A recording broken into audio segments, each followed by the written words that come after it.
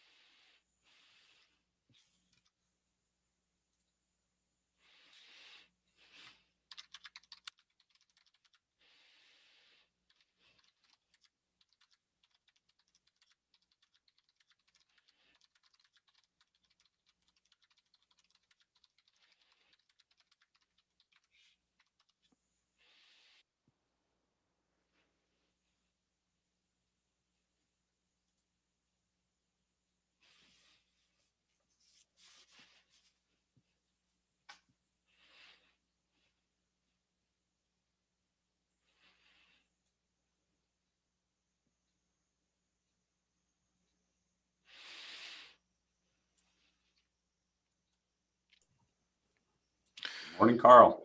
Hey, good morning, Steve. How are you? I'm good. How's things in Northern Virginia this morning? They are not well. It is Oh, Monday. So Monday. there's a large power outage down US 50 all the way down to the office and further, which has the building completely no power to the building, no Wi-Fi, and no way to get into the building because the electronic locks. So went into the office, had to drive back quickly, and here we are. Here we go. Might be exciting today. Thankfully, we live close. Thankfully, a few of us live close enough to be able to back up somebody else if needed. Right. It feels like I've never left my office. We had a late city commission meeting last night. Get right back at it. There we go. Had to figure out why my background was changed there. I thought you were sporting a new one. No. Certain ones for certain days, certain meetings. Morning, Preet. Good morning. Thankfully for me, Carl's text came in right at time because given the distance I have to travel, I needed to turn around then or I wouldn't have made it home in time. You didn't text him back though, did you? I called him. Okay, good. Yeah.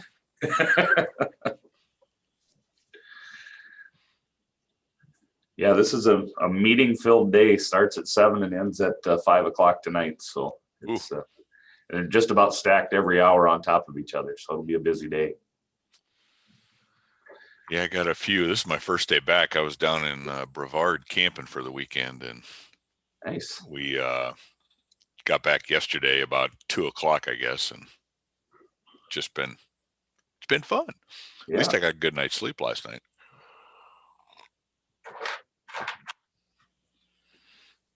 Well, I must have my pin at the other place. I saw Carl's, now I don't have mine.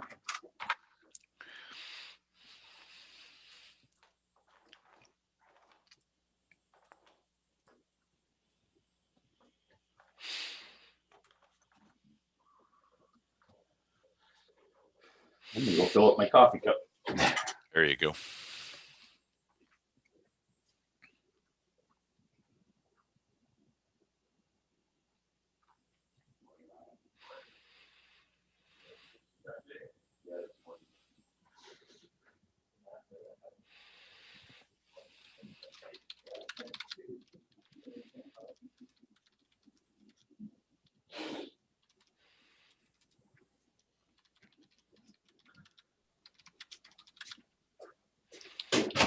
Carl, I let Cindy in.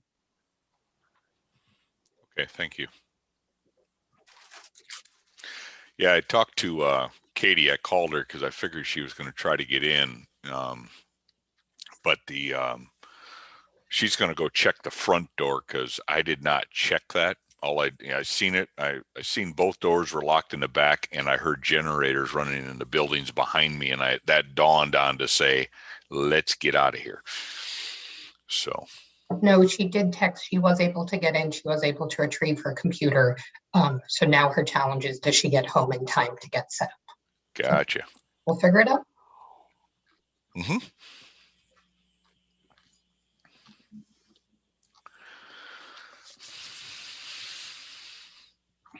Good morning. Morning, Cindy. Morning, Cindy. Hello. You're in Debbie's place. Can't hardly hear you.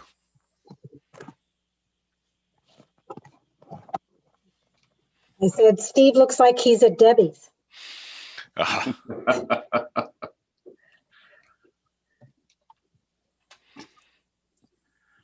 looking forward in about 2 weeks. I get to go present the plaque to Miami-Dade, so that'll be fun. Warm weather. Well, it's warm here. It was 80 degrees here yesterday, and you go 200 miles south to Sioux Falls, and it was 90 yesterday. So Really? I think we had 76 here.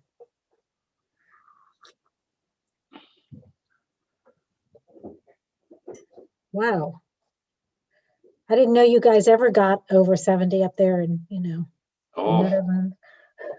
we get up to 100 in the summertime in the hinterlands here. Really? Oh yeah. Interesting.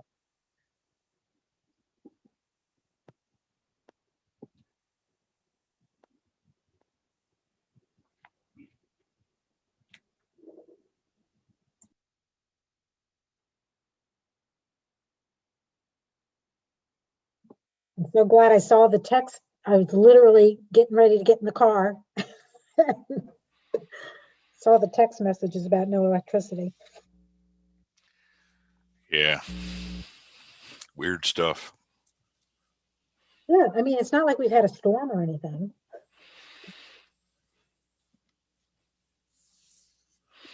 Well, that and all the lights are out at all the way down Willard, Old Lee Road, Stonecroft.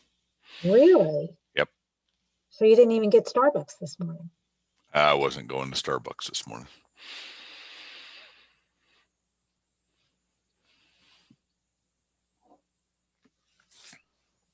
Now, Starbucks has critical infrastructure, just like traffic lights. It needs to be open, even during storm surges. Yeah, it's possible that they're closed too, given where they're at. Last week, I told Katie that she should text you and tell you that you should bring her a coffee this morning.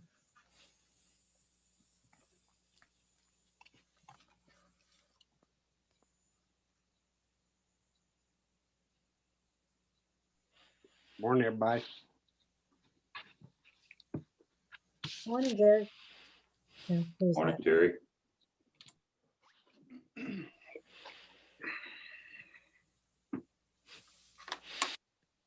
Are we doing YouTube on this? Yes, it's on now. YouTube's.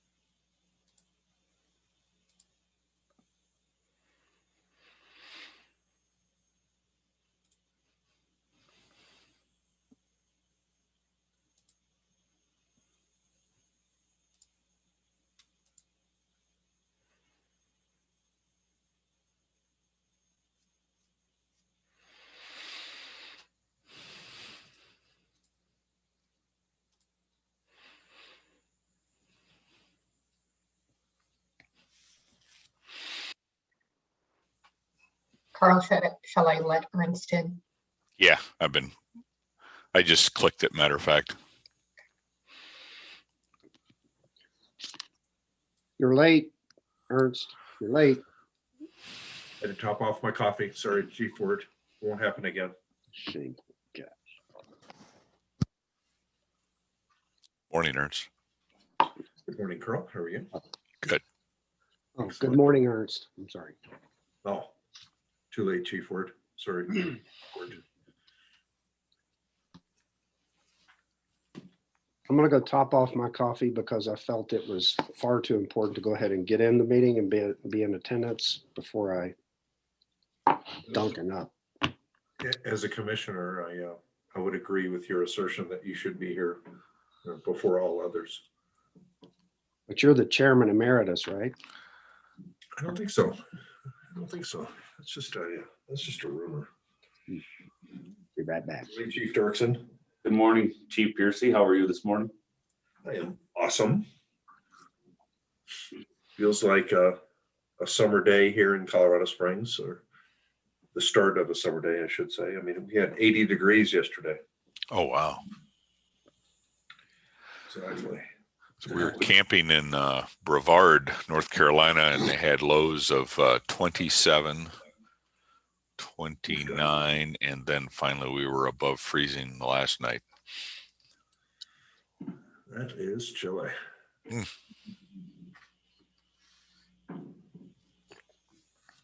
Burned a lot of wood. I would imagine.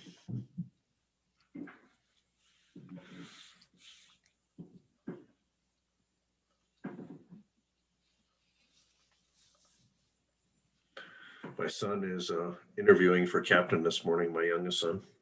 Oh, really? Yes. He's pretty nervous. Awesome. Yeah, he's pretty nervous. I bet. That's in Denver, No, the other one, the one in Oh. El Paso. El Paso. Gotcha. Yes, sir.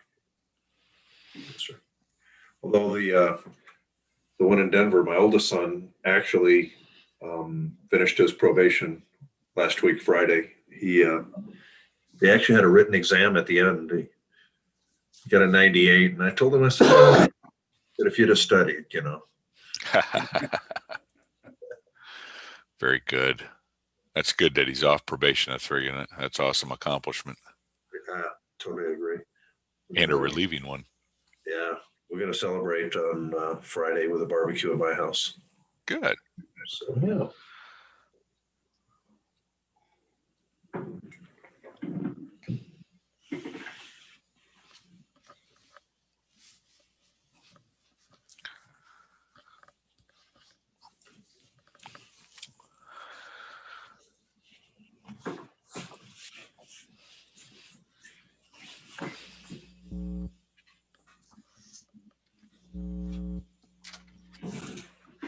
Ernst, are you home now? I am until Sunday. I'm driving to Albuquerque for a community developed strategic plan with them. Are you out all next week then? Yes. Okay. Well, I have time in between stuff though, if you need me to call you. No, I was looking for an hour to sit with you and Steve on the new curriculum. Oh, here, let me pull up my calendar real fast while we have 1 minute. So how about I have some time on Thursday after 2 p.m. your time. Is that too late or? Nope. That is absolutely perfect because I am wide open Thursday afternoon. Okay, let me push it 1 more hour then. I was kind of putting it on top of something else. So how about 3 p.m. on Thursday? Does that work for you at all? Yep. Perfect. But pencil it in and then I'll coordinate with Steve. I'm sure he's free, but I'm going to check with him. Oh yeah. I'm sorry. I'm looking at Friday. I have a virtual community meeting on Friday at that same time. So I was looking at the wrong day. So yeah, no, Thursday, 1 p.m. works for me anyway. Well, Anything after 1? Okay. yes. Super. Yeah, I'm putting it in right now. Yeah, I went over the slides for the quality improvement for fire and emergency services already. It's I can't wait to deliver it and see how it goes. First time is always a little nerve wracking, but I'm looking forward to it. It's going to be fun. Yes, Hey, sir. Carl, just to confirm, we're flying into Brian Dean's airport and then somebody's picking us up or what? You're flying into Atlanta, and then depending on when you arrive, if there's somebody there, in other words, flying at the same time that has a car, and if it doesn't, you'll just Uber up to the hotel. Okay, just take the Ubers. Yeah. How far is the hotel? Pardon? How far is the hotel? Probably about 45 to 50 minutes. That's a big Uber. I hadn't made my flight reservations because of the other issue I was kind of waiting on, but I've kind of decided that regardless of how that goes, I probably should go ahead and make that meeting. Yeah. Okay. Well, that's gonna turn out well, Chief Ford, I suspect. Yeah. Well, like I said, I got a good job. I should know this week though. Oh, this Eric. week? Oh, really? Good for you. Oh. Hey, you available after the hearings are done this morning, Terry? Yeah. I got Pilates at 9 o'clock, but yeah. Okay. I have a topic you and I need to discuss. Hey, Thomas. Hey, Thomas. Good morning, sirs, ma'ams. Good morning, Thomas. Long time no see. Indeed, pleasure to see you again. Thomas and I had the opportunity to run into each other during our early evening sojourns yesterday. So, yeah. Got to see you IRL. What?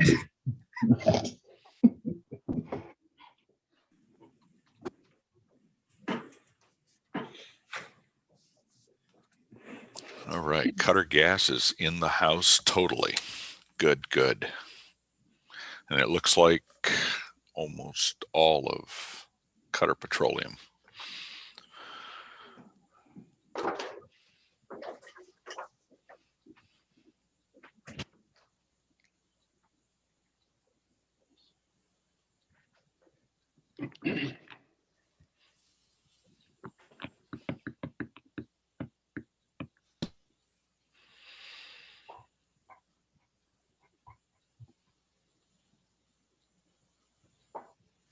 Thomas, how's baby life? Good. It's Yeah. good. Yeah, it's really good. Awesome. Sleeping all night? No. Okay. No, just probably just about once a night she gets up. Okay. So that's cool. Yeah. For a while it was like right around the same time. In the last couple of days, it's been anywhere from 12:30 to 6 in the morning. So good to know I'm being kept on my toes. There you go.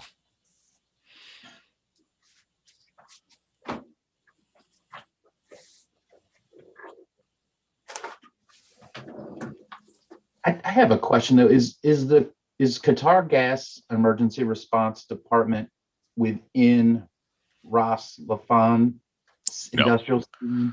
No, I understand they are two separate agencies. No, but I mean, is one physically located in the other? They're located in the country of Qatar. That's it. They're not. That's my understanding, yes. Okay.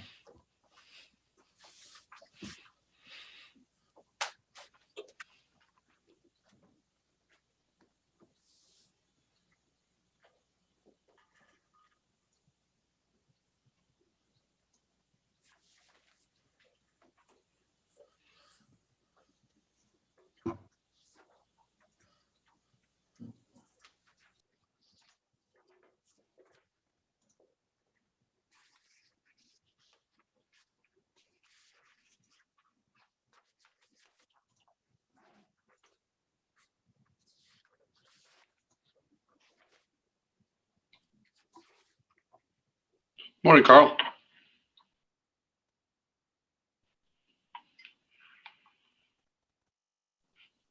Good morning, Steve. How you doing, Preet? Doing well. Morning, Chief. Good. How are you? Good. Good. Very good. A little early for you this morning? Yeah, it was. But normally I'm actually here at this time to do stairs in the morning. So it's not that much earlier. But I had to get much more ready than getting ready for stairs this morning. So Very well. I did the stairs yesterday to make up for it.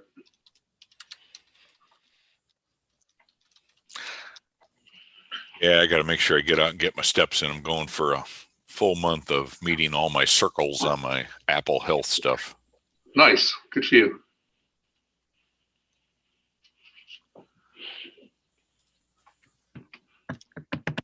You'd be happy to know I stood up 12 times yesterday, according to Molly. That's great. Go for 13 tomorrow, Terry. My smartwatch is sometimes very dumb. I will be standing at my standing desk and at the 50-minute mark, it will say, stand up to get another hour of standing. Mine says the same thing during the night sometimes. It's like it's time to stand. I'm thinking, it's 3 a.m. I'm not standing. I stand several times during the evening. Oh yeah, I do. That's when I notice it sometimes. I've got that walnut-sized bladder now at my age, so you're right. But it just seems counterintuitive that it would tell you to stand when it probably knows you're sleeping.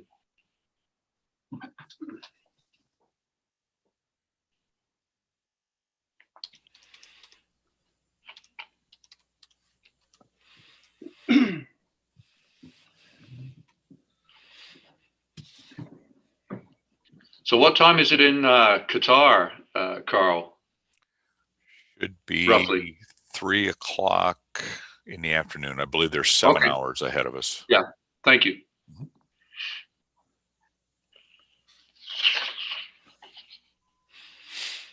So you'll be able to say good afternoon. Yes. I got to remember that. Right now, I got 5 commissioners,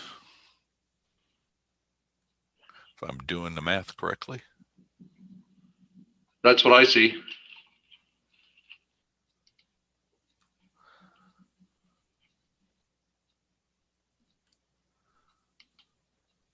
And the pillar of us all, Ernst Piercy, I see as well. Good morning, Chief Dongworth. Good morning, Ernst. How you doing? Wonder if the bylaws allow for the chairman emeritus of the CFAI allowed to fill in case needed. Yeah. Emergency pull a Yeah. pin. Yeah. You guys are killing me. You should have like a reserve status, right, Carl? Yeah.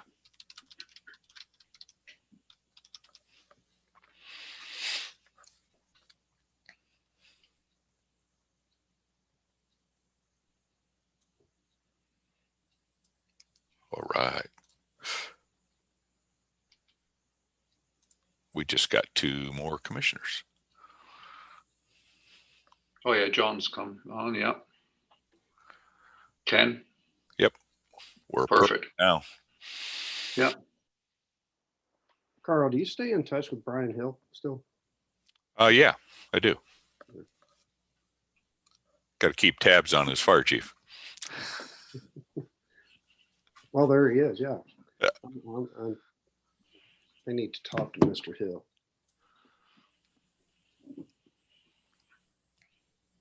Or for that matter, I could talk to Chief Butler about the same issues.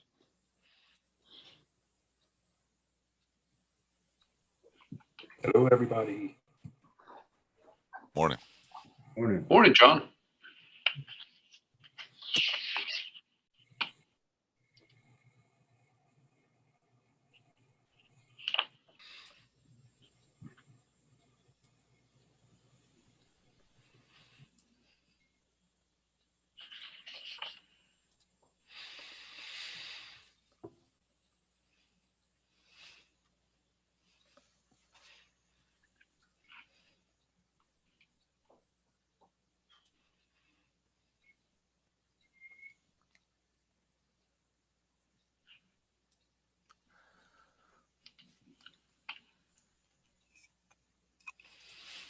my Mac is not up to date enough, not fancy enough to allow me to use the virtual background. Otherwise, I'd be with Ken and Jesse and Steve in the same room. Virtual background. Yeah, you guys are all in the same chair too, it looks like. Yeah, I'm waiting for Zoom to upgrade the platform that'll put us all in a different chair. That would be cool. It's coming, you know that. I know it is. I know it is.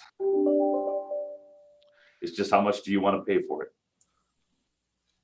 All right, folks, I got 8 o'clock on the dot. Yep. Preet, if you want to move Mike Stallings and Vinod Nambiar into the room, that would be great. First up, Cutter Gas.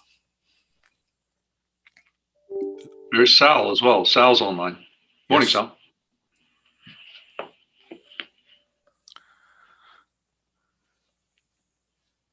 Good morning, Mike. Good morning. Hear us all right? Good afternoon. Oh, good morning to Mike. That's right. Yeah. Good morning. Good afternoon. Vinod, could you hear us?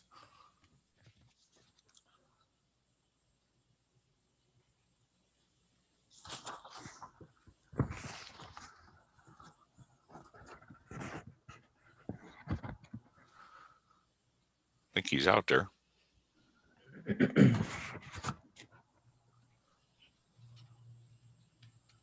Vinod, can you hear us?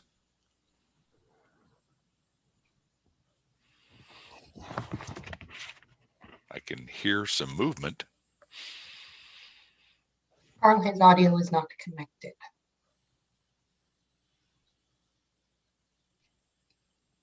All right.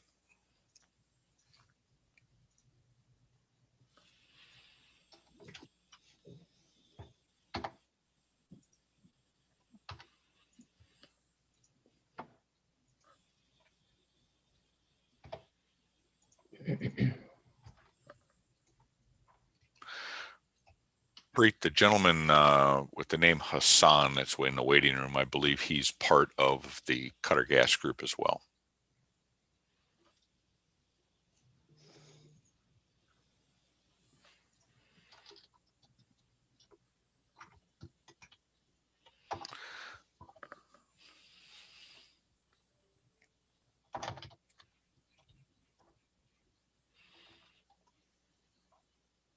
Looks like neither one of them are connected, or at least they're in but not able to talk.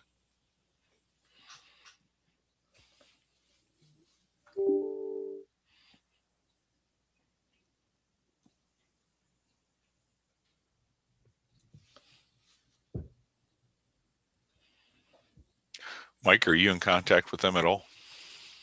Not right now, no. All right.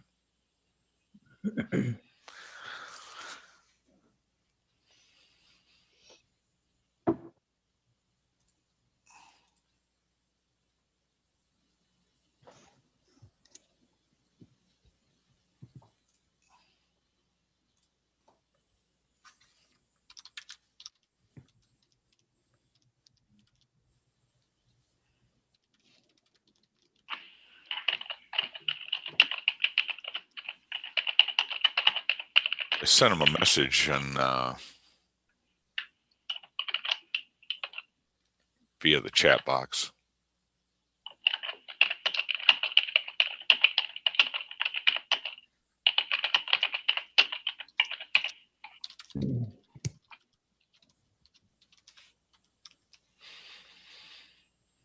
I sent an email as well, Carl.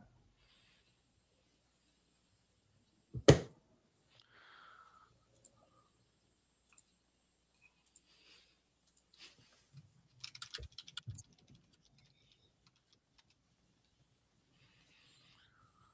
I understand he can hear us. He just can't speak.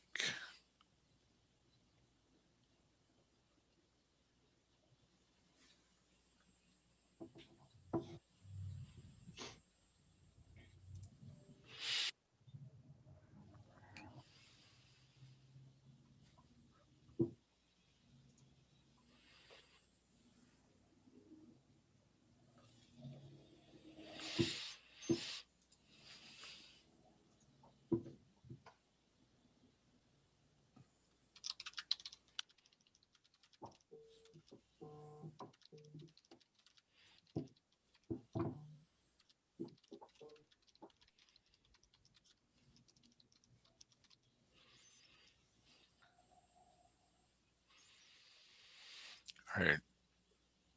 Yep, I see that.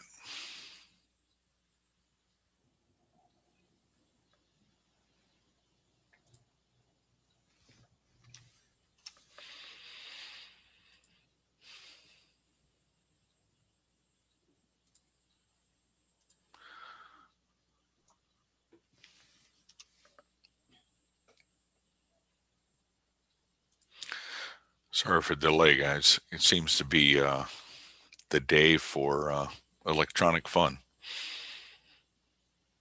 Well, probably considering we've just got the two agencies, probably a better day than others potentially. Mhm.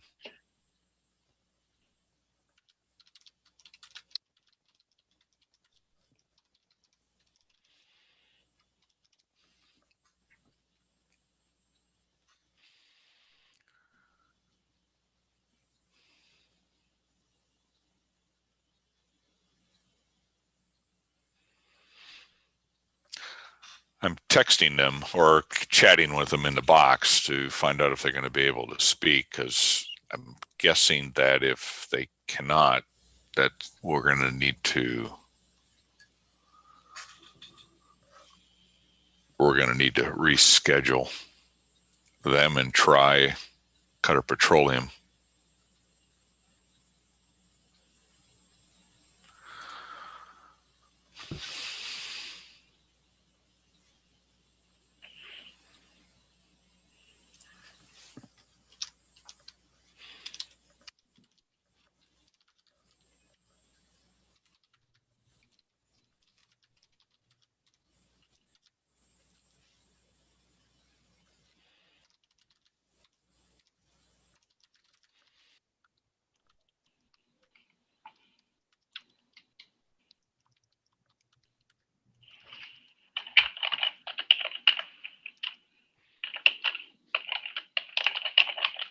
Working it behind the scenes. Sorry, guys. That's okay.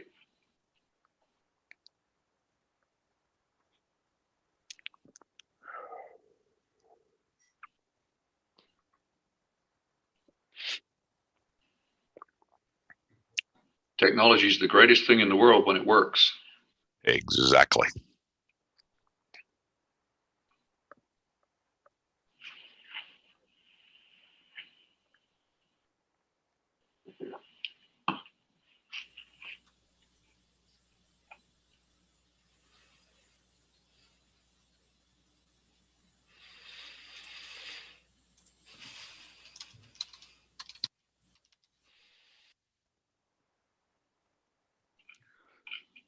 We're going to give this about 2 more minutes,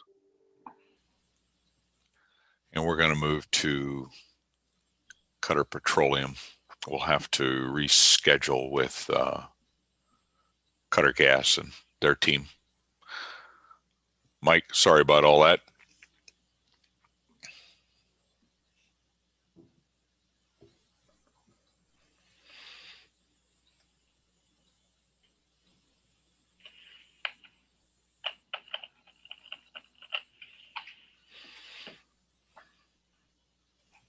Yeah, unless Carl, they can get it sorted out to where they can jump on after Qatar Petroleum, maybe.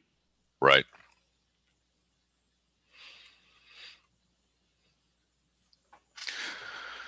Yeah, we could leave them in the waiting room and then see if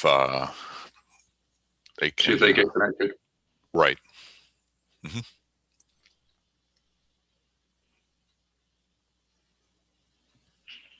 Okay, they're not able to hear the questions. Let's go ahead and move them out and move the Cutter Petroleum team in.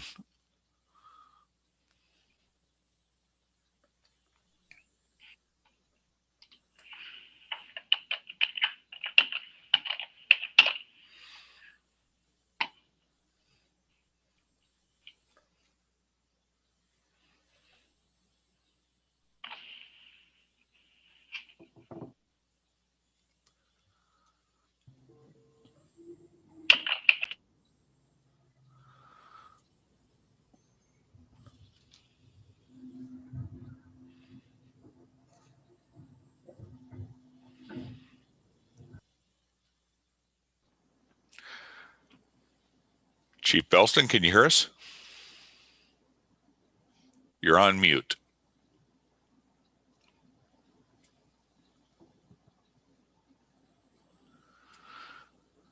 Okay, can you hear me now? Yes, sir. Good. I've been watching the efforts on YouTube, so yeah, sometimes technology is a challenge. Can be. Chief Burkston, you good to go? Yes, I am. Can you hear me? Yes, sir. Abdullah, can you hear us? Yes, I hear him. All right.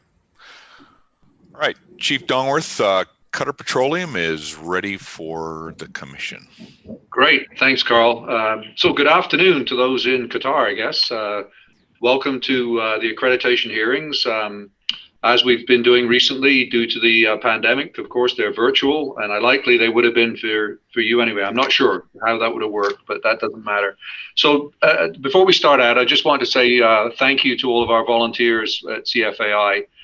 This machine would not function without the efforts of many volunteers, and it's tens of thousands of volunteer hours every year between our peer assessors, our team leaders, technical reviewers, commissioners, and others. So I just want to say a big thank you to those folks this morning, as always, for their efforts and their commitment to continuous improvement in the fire service.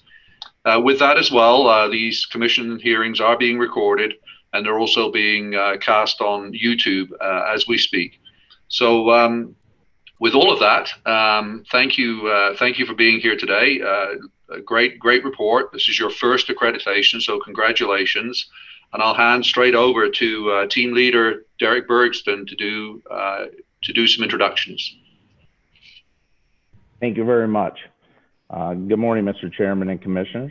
I'm Derek Bergston. I'm honored to be here today representing Ras Laffan Industrial City Fire and Rescue Department. I would like to thank other members of our team for a successful site visit for their many hard hours of work. They're Alan Fletcher, Chief of the Fairmont Fire Protection District in Colorado, Deputy Chief Ty Drage, Front Range Fire Rescue from Milliken, Colorado, and Chief Scott Kujawa, Washington Township Fire Department, Centerville, Ohio. I would also like to thank the leadership of Ras Laffan Industrial City and Fire Rescue Department for all their hard work and show of pride for the organization that we have witnessed throughout this process. Ras Laffan Industrial City and Fire Rescue Department provides and supports gas production from offshore fields for the export of liquefied natural gas and its derivatives. This department provides a unique level of support and protection for the industrial import area. In 2019, the Ras Laffan Industrial City and Fire Rescue Department entered the process to seek accreditation, but their work had begun much sooner than that. To produce the required documents, conduct the proper analysis, the agency produced community risk assessment, standards of cover, and strategic plan. In addition, the agency worked to develop an internal plan to address the specific needs of the department. During the extended review period caused by complications with COVID-19, the agency was always helpful in providing additional documentation during February and March of 2021. The peer team conducted a virtual site visit. The team members conducted interviews and document review virtually, working with the department, conducting further verification, validation where necessary. The team identified a strong, proud, and healthy agency that is focused on accreditation to develop strong plans to continue the process well into the future. Based on the site visit, we have developed a list of recommendations that are outlined in the report. These recommendations will assist the fine-tuning proven processes and programs that will also help to provide an outline for the Ras Laffan Industrial City Fire and Rescue Department to continue their path of continuous improvement. Since these were discussed, the agency has worked hard to address each of them and will be able to further discuss their improvement strategy to the board. As a result of the document review and site visit, the team was able to identify, verify, and validate the agency's response data and risk assessment. Because of our visit and assessment, the team unanimously recommends the Ras Laffan Industrial City Fire and Rescue Department to the Commission for Accreditation. Now, Chief Fire Officer Belston will speak. Yeah, good morning. Thank you very much for that, Derek. Good morning to the commissioners and the chairman. I'd like to thank you all for the early start today to match the timings. We spent a lot of time with Derek and his team, and I'd like to thank them for their patience. Sometimes we're up at 5 a.m., sometimes Derek's working 9, 10 p.m. at night. So it was challenging, but I think it reflects the the true spirit of the family of a fire and rescue sort of groups, you know, around the world. We all pull together. I would like to give a special thanks to Chief Keith Bond, our first initial peer reviewer. He spent many hours on the phone, backwards and forth, mentoring us on development of the documents, because our initial draft was not good, to say the least. So we've worked through all that, and then Derek and his team came on board and did a really fantastic job, and I'd like to thank them for their support, their patience, and their diligence. About me, I joined the UK Fire Service in 1977. Seems like a long time ago, but it's like yesterday, you know, 44 years and still counting. I spent most of my time in operations and in the headquarters and in the communications department, so I got a really good background. Then I moved into Qatar because this little town of little fishing village of Ras Laffan was developed into a LNG exporting facility when they discovered the North Field offshore. So Qatar Gas were the first the first LNG company built, and they were under construction when we started. And we had one fire station in the port covering the facilities there. And as they grew and the city grew, we sort of expanded to cover the accommodation camps with a second fire station. And then as more and more facilities came on board, as Dolphin, which exports gas to the UAE and Oman, we had to develop a third fire station. So we were like that for quite a while, but then a massive expansion came about 2008 to 2012, where the port was increased in size by about 50, 60%, and it's a massive facility now. It now currently has 6 LNG berths exporting gas. There's 6 or 7 liquid product berths, the sulfur terminals, and a lot of ro-ro general cargo berths as well to service the oil and gas facilities in Ras Laffan only. That no products go outside of the city into Qatar. So, you know, technology developed, and there's a new technology called gas to liquids. I don't really know about it, where they make fuels out of gas. So they create diesel or jet fuel out of gas. It's sulfur free, so it's good for the ongoing sort of development of the sulfur low sulfur fuels. So, you know, moving on to the report, we've already started with the action tracker, and we've developed that. And a lot of the issues was associated around the mobilizing system, or dispatch system. So we'd asked our IT department to look after all the communications to develop the scope of work. So they've taken it on as a major project, and that goes out to tender in about 6 weeks' time. Hopefully that will be awarded in about 6 to 8 months, and then we will obviously hope to, by the end of next year, to have a system in operation. But on top of that, we've also asked for a fire services management, fire station management system.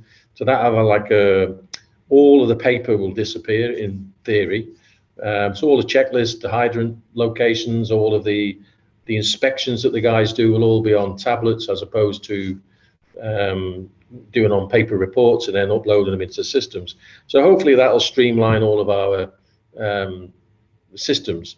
And on top of that as well, there's also going to be an emergency management system. So like for any incident we have, data will be risk assessments, and reports will go straight back to the command center. And if it's a major incident, the support team there will be able to pick up and see on what is going on scene immediately. You know, so we really are pushing the boundaries with the technology and working forward to improve all the time. It's constant improvement. So that's us in a nutshell. So I'll be happy to take any questions from the committee. Thanks, thanks, Chief Belston. So you must have joined just after the strike in the UK. I did. I actually had I was at training school, and I had a 10-week holiday during that. And just for our benefit, we had an extra 2 weeks in the boot camp before we joined the service. I joined the fire station in March 1978. Yeah, I'm embarrassed to say I joined before the strike, but that's enough of that. That's how old I am. We'll go to our first question from Commission, which is Steve Dirksen. Good morning, welcome, or I guess it's good afternoon to you folks. Glad to have you here. Congratulations on a great report. You basically answered my question in your comments. There were several recommendations to deal with the dispatch center, and I'm glad to hear that you're working on it and that you have a timeline going forward there. Just a question then based off of that, how do you use that now? Do you use some real time? Do you do stopwatches or anything to measure your performance, being that you can only go to the minute versus any dropping down to seconds? Yeah, all the calls are recorded on the Zetron system, which unfortunately the way it's configured, it only records minutes. We can't extract the seconds from that. But every day, one of our station officers, he checks all of the run times, and we verify that. And anybody that's late, we follow up and ask the reasons why. But yeah, we have to report it to management on a monthly basis, quarterly basis, on an annual. We have KPIs, and they really do focus on why didn't you attend? What's your percentage like this month? You know. Oh, very good. I'm glad to hear that you're working on a new solution that'll make that a little easier for you. And I'm glad to hear that you do also look at it and go back to the recordings. So thank you very much. Thanks, Steve. Sal, I think you have a question.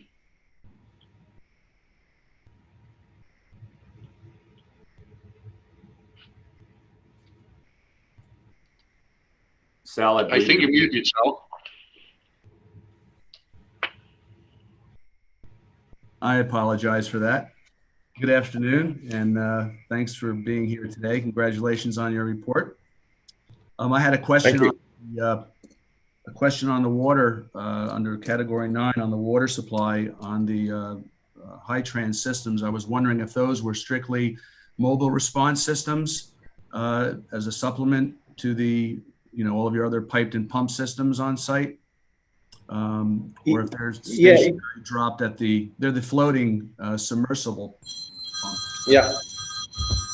Yeah, the pumps. Sorry, that's a call coming through. The pumps are primarily for the response within the tank farm area. We have about 50 hydrocarbon tanks, and none of the systems were designed for full surface fires. So we identified the risk, and generally in industry they look at rim seal protection only, or cooling a tank, and rely on the local fire service to come along and put the fire out. So we bought those. We have a very unique system here. We have what we call a common seawater facility, and they have pumps which currently deliver 950,000 cubic meters an hour of cooling water. And so they circulate this seawater from one side of the city to the other, and the industries tie into that to make up and to cool their plants, because the LNG industry,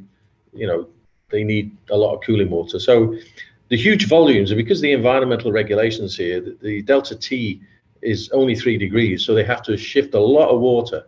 So on the output side, there's a huge concrete channel where the seawater flows out, and it's like a huge culvert.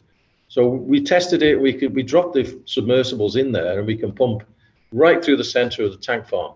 So that's why we bought them. But they've also, as we found, have supplemental uses. A few years ago, we had some serious floods in Doha. So the Qatar Civil Defense and the National Command Center requested our assistance, and Abdullah spent a week pumping out. We pumped out a huge intersection where the drainage system there failed. We pumped out a hospital basement that was about 8 meters deep at the water, and we also pumped out a large convention center as well. So the government were very happy, and we displayed that these pumps, although they're huge things, I mean, they're not the smallest of the high trans. Right. At the time, they were the biggest, so they are a fantastic tool. And there was an incident a few weeks ago in Mesaid, and the Civil Defense luckily have a high trans pump, and their firewater system failed. So they used the port firewater system failed, so they used a high trans for the firewater. So they're a fantastic tool, There's a lot of money tied up but when you need it, it's there, and the simple to use, really good bit of kit. All right, thank you. And the other question I had real quickly is the fire crews with your mapping of your hydrants. Are they generally, is that a knowledge for just all the firefighters, or just the chief officers spot those hydrants, or is there a mapping, fire planning? Is that what you're looking to improve on there?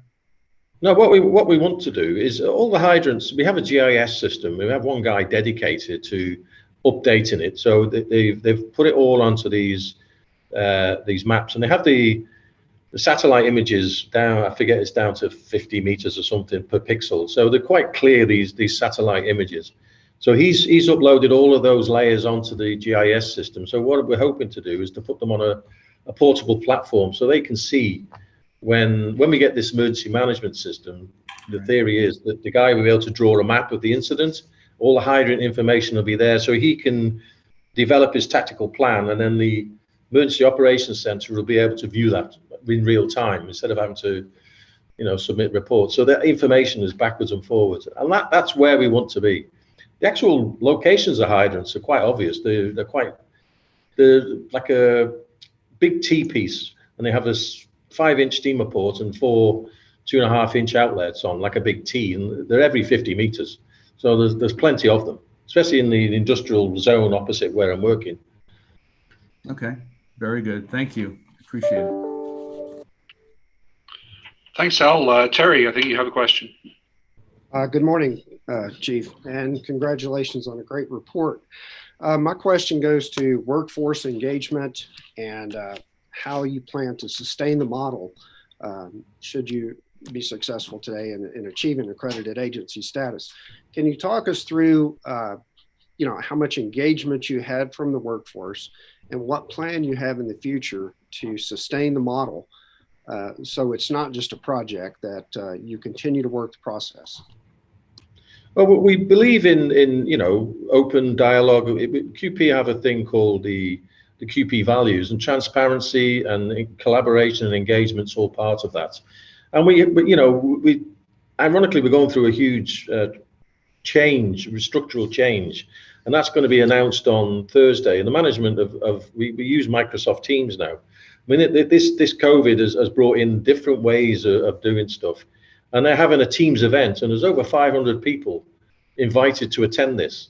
And it really will. We had an event a few weeks ago, and it's really a good platform.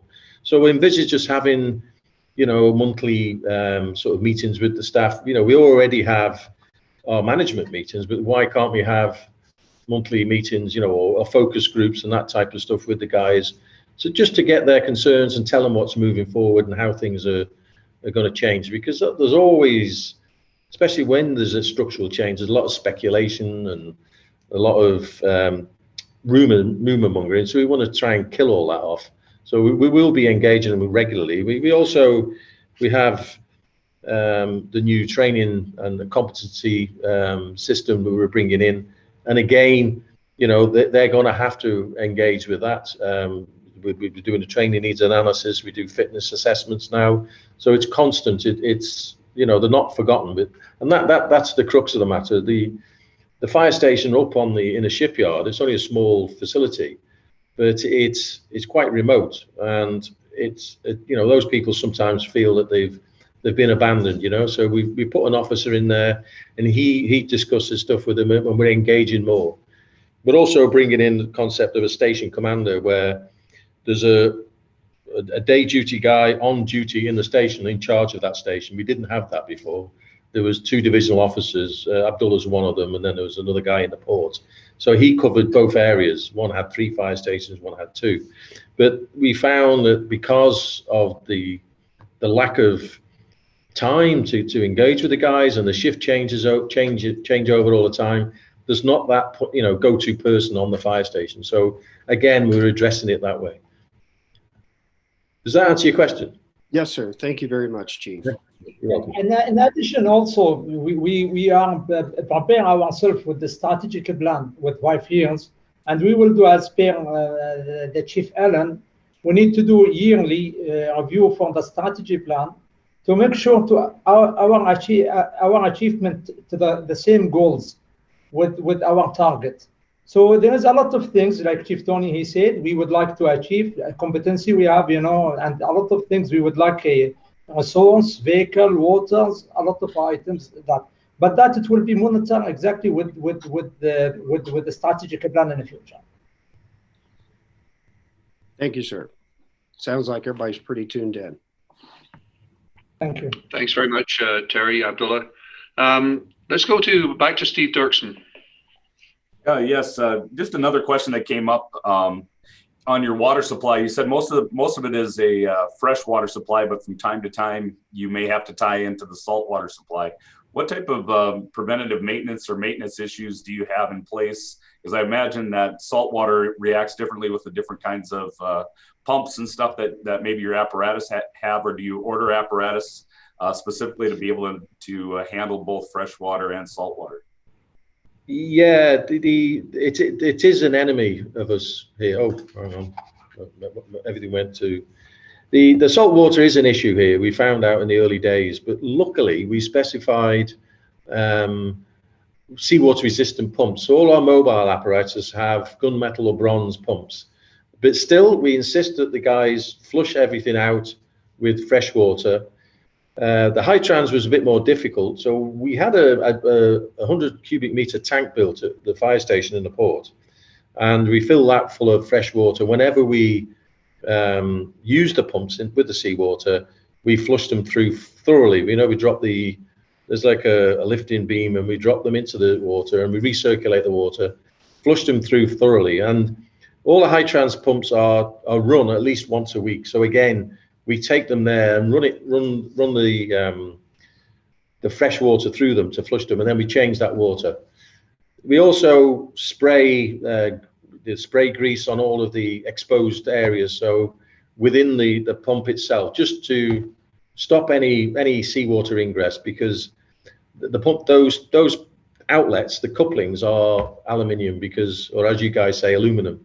We found that we had some of the fittings on the truck. They were made out of, the original ones were made out of bronze, but they were so heavy, and they're so 4 or 5 times the price of a aluminum one. So we just replaced the aluminum ones every 3 or 4 years, because it's a lot more cost effective. Oh, very good. I was curious about that. We have a manufacturer not far from here, and they were making a bunch of apparatus here a few years ago that were going to the Middle East, and I noticed that they had bronze pumps when I was down there, so I was kind of curious how you guys were doing that. So thank you. Yeah, the pump, they do cost a lot more, but at the end of the day, they last. Originally, when you do the technical evaluations, obviously some vendors try and convince you that their pump is, even though it's aluminum and it's got a stainless steel shaft, it's corrosion resistant. And as it happens, because we've got offshore operations here, they have corrosion engineers. This is their speciality. And you speak to these guys and they said, no way, even a tiny bit of seawater left in that pump, one little scratch on the coating and it's gone, and it does. We've seen some of the equipment just turns to dust after, if you don't clean it up. Yeah, we see the same thing with aluminum with our apparatus, with the salt we put on our roads in North Dakota. So, yeah.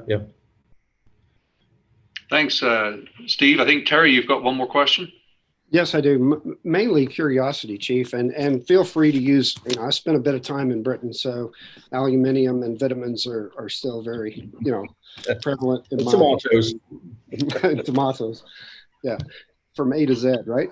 So, yep. My mind goes to curiosity, more or less, that we've got a lot of problems here in the U.S. with the PFOS and PFOA, and using the AFFF aqueous film forming foam products. I'm curious from you obviously have a very large hydrocarbon industry there.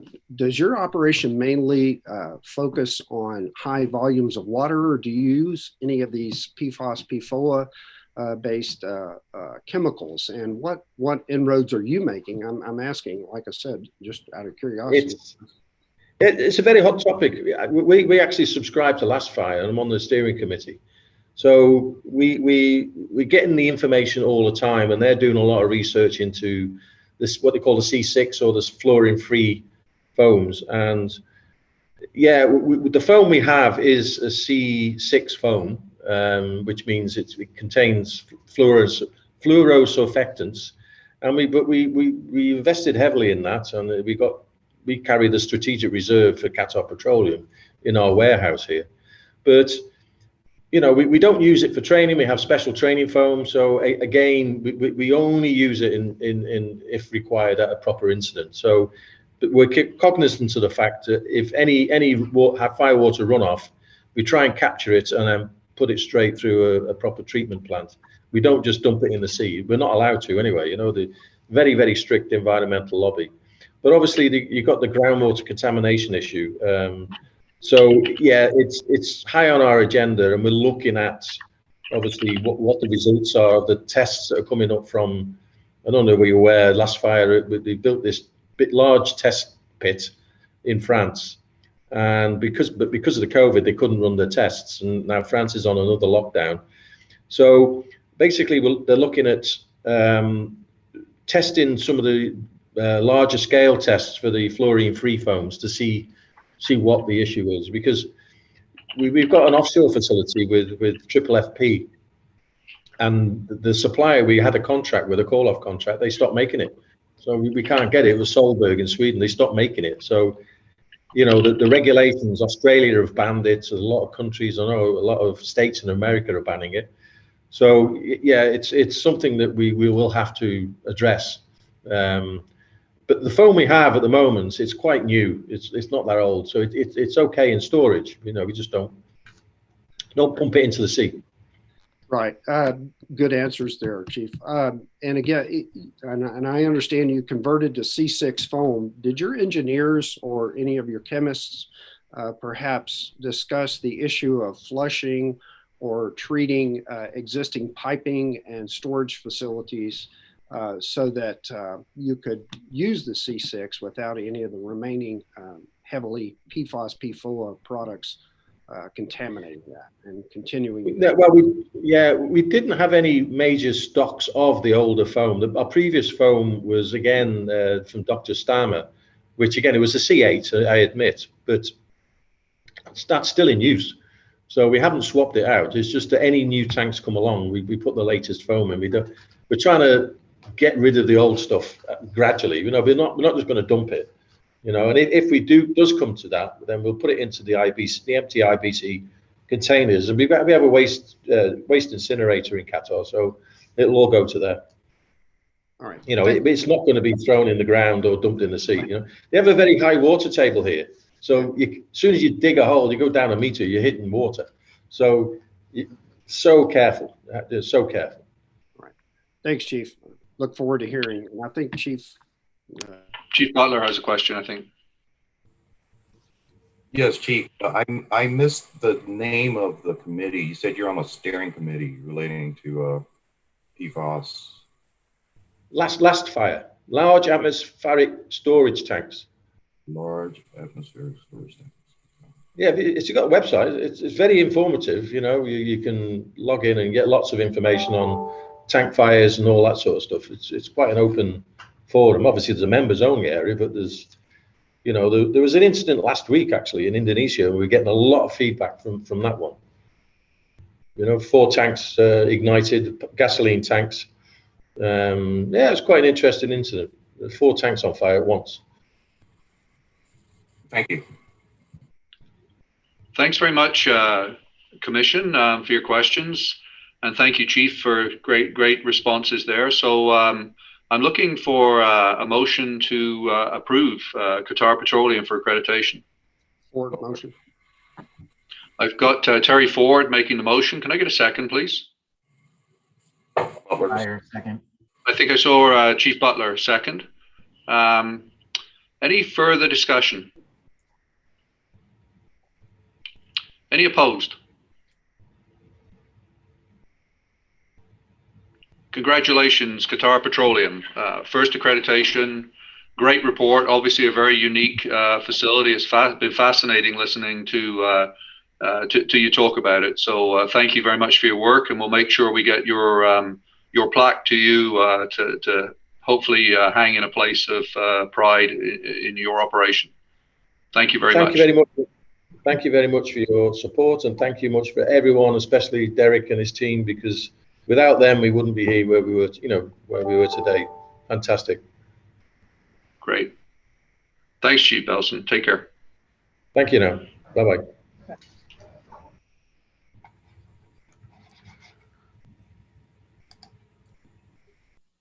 All right, we're going to try Cutter Gas again. I think they may have resolved the mic issue, so we'll see if we got all that. Perfect.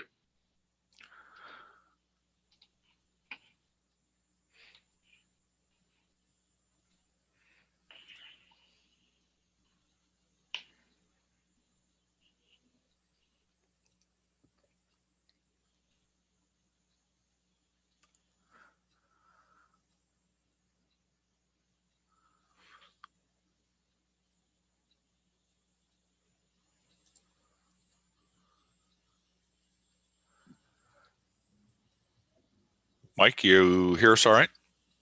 Yep, hear you perfectly. Okay. Peanut, good morning.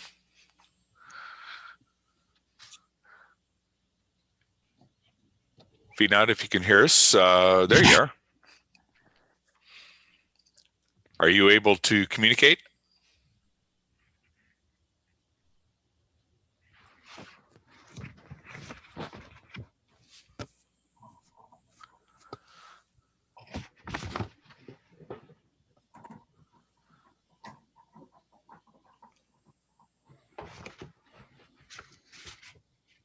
Vinod, can you speak? Can you talk into your mic?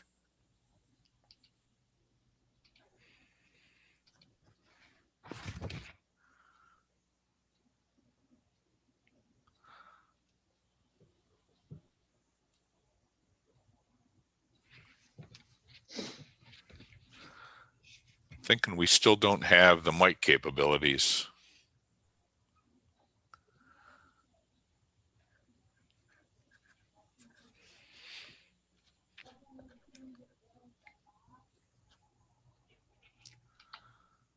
Hassan, can you hear us?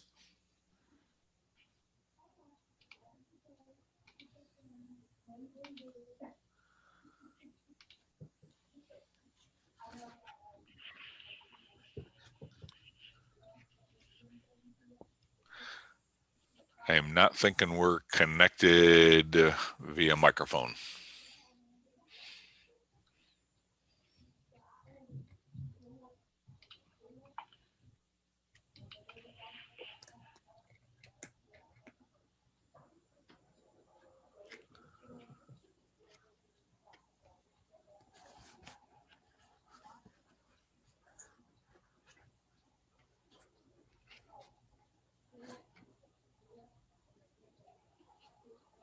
So we have you through video. I see that you have your mic off. Do you have a microphone on your computer and to be able to speak into it?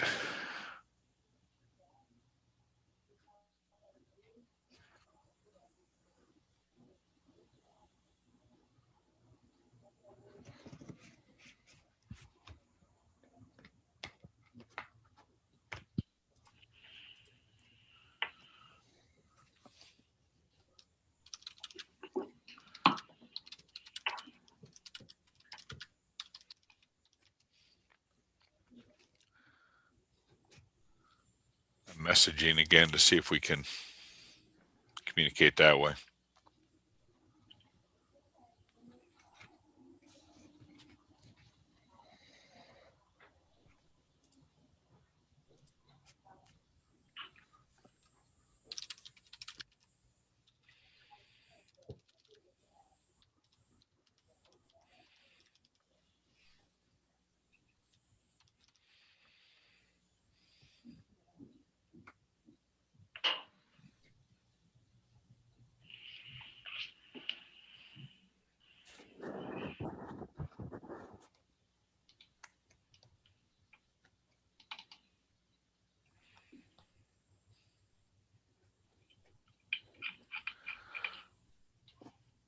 So they say the IT department's working on the issue. So we got a few minutes.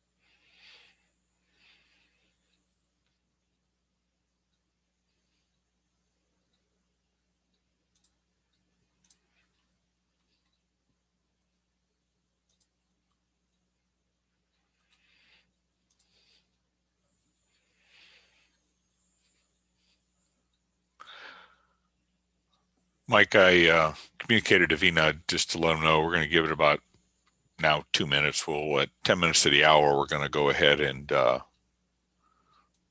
call it, and we'll just have to reschedule, and then we'll try to do a test before we have the hearings to see if we can work out all the technical issues.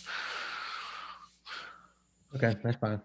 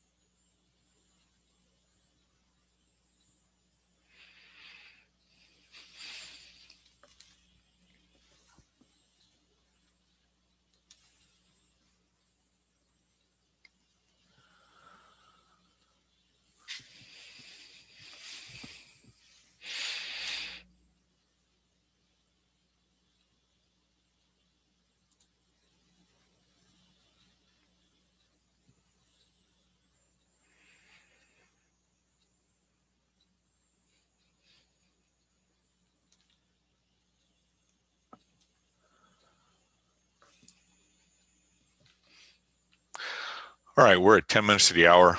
Vinod, I'm very sorry we can't have the hearing today. We're out of time. We're going to go ahead and reschedule with you all, and we will go ahead and do a test to see how we can connect better for the next time. Katie, if you would move everybody out, please.